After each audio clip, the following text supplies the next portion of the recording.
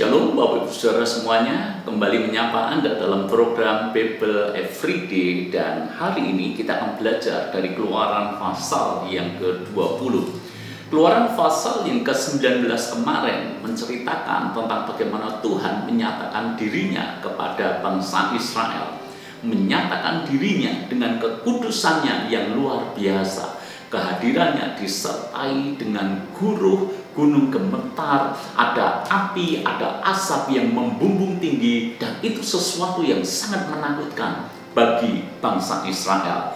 Dan ketika Tuhan menyatakan dirinya kepada bangsa Israel, maka di Keluaran pasal yang ke-20 ini kita melihat bahwa Tuhan juga memberikan ke-10 perintah Allah kepada bangsa Israel melalui Musa.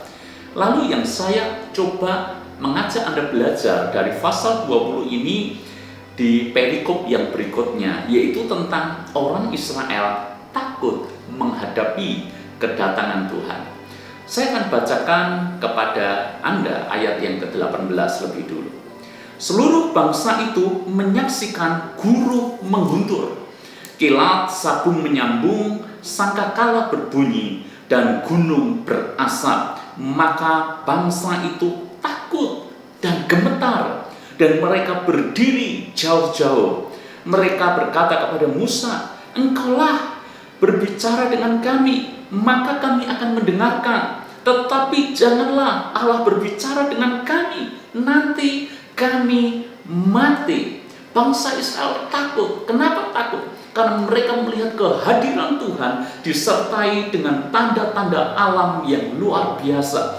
Guru mengguntur, kilat sabung menyambung, sangkakala berbunyi, gunung berasap. Mereka sangat takut dan mereka berkata kepada Musa, "Kalau bicara, kami dengan engkau saja. Kalau kami bicara dengan Tuhan atau Tuhan bicara dengan kami pasti mati."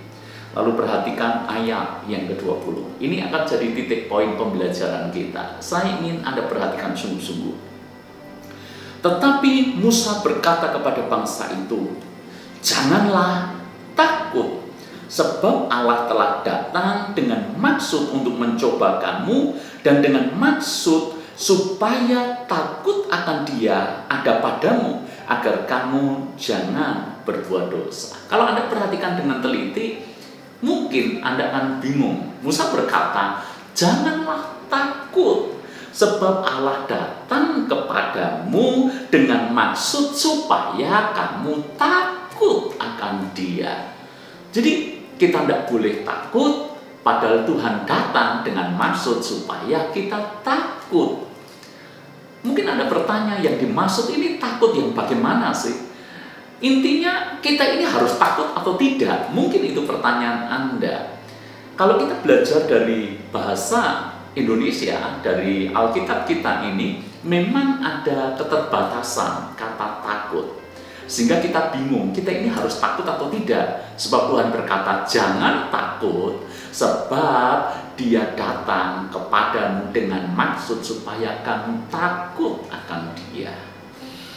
Kalau kita belajar dari bahasa aslinya, yaitu bahasa Ibrani, izinkan saya di kesempatan kali ini mengajak Anda belajar dari bahasa Ibrani atau bahasa aslinya untuk memudahkan kita mengerti apa maksud ayat ini. Bagian yang pertama dari kata "janganlah takut", jadi Musa berkata kepada bangsa itu, "Janganlah takut." Kata takut yang dipakai itu adalah yare. Yare itu sebuah rasa takut karena melihat sebuah akibat. Jadi takut karena melihat alam seolah-olah menyatakan, mendukung kehadiran Allah yang luar biasa seperti guntur, kilat sabung menyambung, gunung berasap, dan seterusnya. Jadi takut karena ngeri seperti itu. Itu arti daripada yare. Takut karena hukuman yang menimpa dia, itu yare. Dan kalau kita lihat takut yang di bawahnya, jadi kan Musa berkata, "Jangan takut", itu artinya jangan kamu takut karena kengerian, jangan takut karena melihat akibat kamu bisa mati dan seterusnya. Tetapi coba perhatikan, Sebab Allah telah datang dengan maksud untuk mencoba kamu, dengan maksud supaya kamu takut akan Dia. Jadi takut akan Dia ini, takut yang kedua ini memakai kata yirah.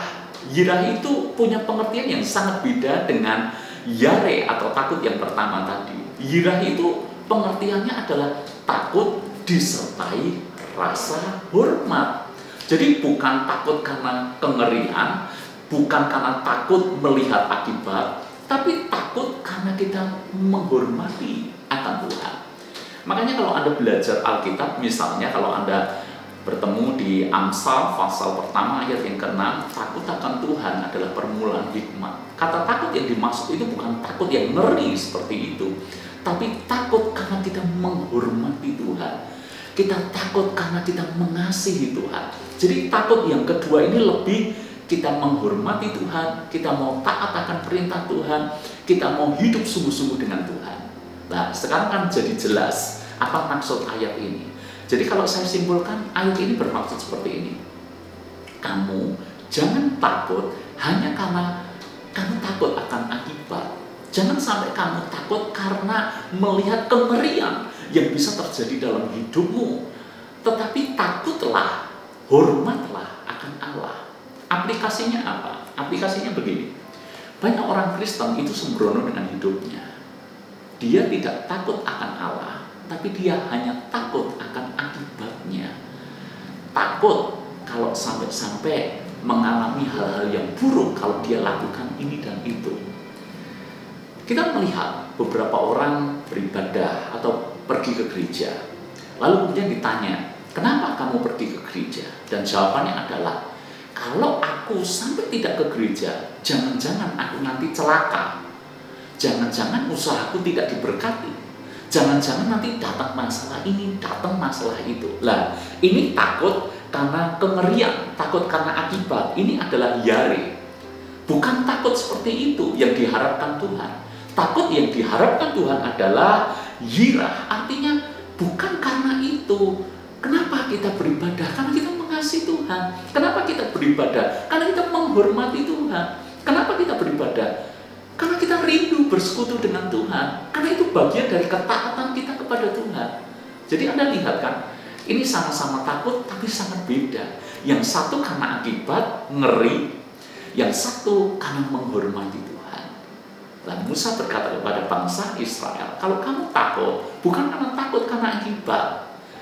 Takut bukan karena kengerian yang kamu lihat. Tapi kalau kamu takut, karena kamu menghormati Tuhan. Supaya hormat akan Tuhan ada padamu. Saya berharap Keluaran pasal ke-20, khususnya ayat yang ke-20 ini bisa memberikan penjelasan kepada Anda.